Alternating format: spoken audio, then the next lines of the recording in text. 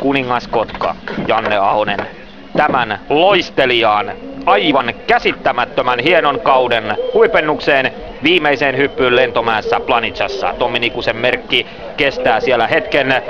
Vastavirtausta on tarjolla myös Janne Ahoselle, kun sieltä lähdetään. Sieltä lähdetään viimeiseen hyppyyn tällä kaudella. Hän on kiinni tämän kilpailun voitossakin onnistuessaan ja sieltä tulee Janne aivan käsittämätön hyppy, jonka hän kaatuu. Toivon mukaan ei satu pahasti, se oli karmea hyppy.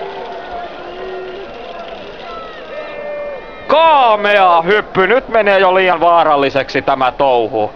Aikamoinen tälli sattui tonne pakaraan ja kyllä pahan näköisesti. Ai, Janne 240, se olisi uusi maailmanennätys, mutta nyt ei murehdita niitä, nimittäin tässä on pahan näköinen tilanne. Tää on kyllä surkea asia, siellä Janne näyttää vähän, että tonne Häntäluun seutuville on sattunut ja kyllä se oli ikävän näköinen tilanne ja tällaista päätöstä tää kausi ei olisi ansainnut kyllä missään nimessä.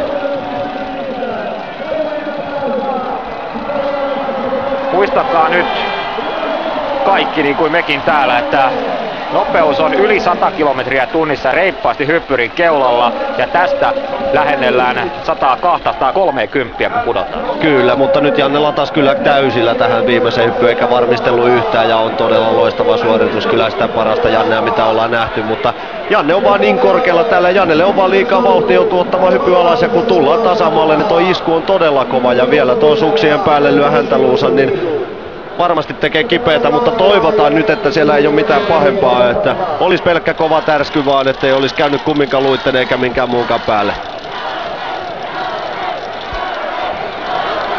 Yleisö kannustaa ja huutaa täällä Jannea ja se on hieno asia, eli suurin osa katsojista on ulkomaalaisia ja kuuluttajia myöten täällä. Janne vilkuttelee sieltä yleisölle viidenneksi ja tässähän oli kyllä sellainen sissimeininki, 240 metriä. Tässä oli sellainen meininki, että tämä osoittaa myös Janne Ahosesta tietyn piirteen. Hän ei todellakaan luovuta. Mieshän voisi jättää suurin piirtein väliin näitä kilpailuita ja silti hän tulee niin lujaan kuin pystyy, mutta pahan näköinen touhu, pahan näköinen tilanne. Kyllä oli pahan näköinen isku ja siellä Janne lähtee nyt paareilla tarkastukseen ja siellä on